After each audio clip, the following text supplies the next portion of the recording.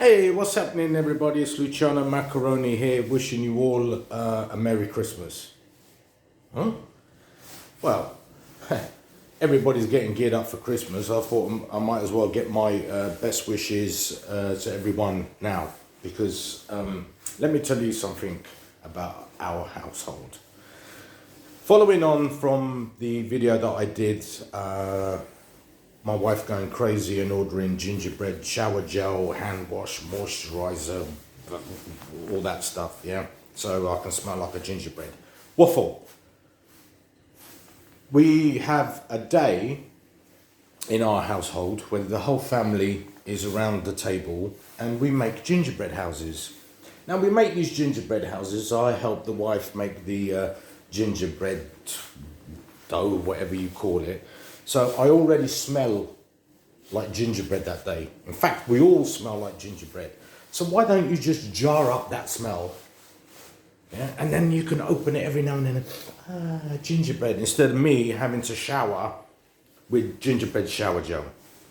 Anyway, going back to what we do, we all sit around the table and we make these lovely gingerbread houses, and we decorate it with icing. So it's got like snow on the roof and little snowmen outside and a little bit of greenery. Yeah, this is so lovely. Yeah, and then we wrap them up nicely, professionally, like it's been bought in a shop. And these gingerbread houses are distributed to family members as a pre-Christmas gift. Now, this year is a big year for us in terms of Christmas because we've got the whole family coming around, because I always said once we move into the new house, first Christmas, I want the whole family around. So we've got the whole family coming around, and my wife wants to do the big American turkey, bang, on the table. Oh, look at that turkey. Yeah, you'll be lucky to get a turkey this year, because from what I'm hearing in Felixstowe, there's no drivers, there's no one. So we actually might be lucky to get a turkey this year. But anyway, enough of that. She's already going on about changing the oven, because the oven that we have will not accommodate a big turkey. Fuck the turkey.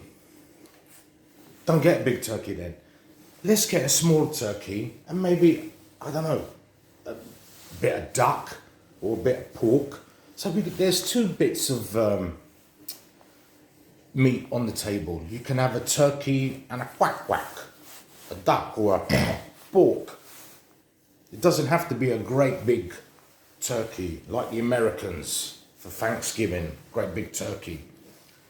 So if she's coming to the idea, no, we're not just going to change an oven just for one day. Yeah, eventually we will change things in our house, because we need to put our mark on our house. So things need to be changed, and eventually we'll get round to that. But anyway, that's another story. The other thing is the Christmas tree. People, my wife goes crazy over Christmas, like I said, and likes to pick the biggest Christmas tree you can ever imagine. Now, logic says, if you haven't got the room for a great big tree, you don't get a tree. But no, the past 2 years, we get this real Christmas tree, which is, that's another headache, I'll let you into that. And it's basically crammed into a space that it doesn't fit into. And instead of having the nice pointed bit at the top of the tree, yeah, we have a nice curve. A nice curve on the ceiling, because it doesn't fit. So you can just about get the angel or whatever people put on top of a Christmas tree. Anyway, we go to a place on the A6 to get a Christmas tree. And we do this every year. And in fact, they've already notified me, be early, come and take your pick of a tree. It's October. We haven't even had Halloween yet, and you're already telling me to come and take your pick of a tree. You get to this place, you pick your tree, they cut your tree down, And I tell you, I've never seen anything like it. They cut it down, they put it through this thing, and next minute, bang, it's rolled out and it's in a green net. And then it's left for you to pick up and put in your car. Now, you guys ever picked up a Christmas tree? Yeah? These fucking guys, yeah, I see them pick up this tree and they're walking, yeah, like it's nothing. Yeah? Yeah, me and my wife are struggling with this tree. Yeah, so if you're that strong to pick up the tree, why don't you put it in my car? No, you just roll it, boom, on the floor. There you go, sir. Thank you very much. Now I have my balls broken to pick up the tree and put it in the car. Now, have you tried to put a Christmas tree in a car? Yeah, we've got an SUV, yeah, but it still doesn't accommodate, doesn't have the room for this tree. So you shove this tree in, needles, pop, pop, pop, pop, pop, pop, pop, pop, all decorated all over the car. So the car's a mess now. You've got the tree right up to the windscreen. So when you're driving, you can't see each other because we've got a great big Christmas tree dividing us. You get home, you pull out this Christmas tree, and then the fun begins. You bring it inside, you take it out of the netting, there's millions of needles everywhere, and then you need to lift this fucking thing and put it on a base. You put it on a base, you screw it up, and the tree looks like the Leaning Tower of Pisa. It goes like that. It's not straight, so it takes you a good fucking half an hour to 40 minutes to get this tree straight. The tree's massive. And then another family tradition, me, the wife and the kids, we decorate this tree. Now, these are all nice things about Christmas where families get together and kids get together. And for half an hour or so before they get bored, there's no arguing, there's no tantrums. Everyone gets involved and puts their bits on the tree. It's lovely, it's nice.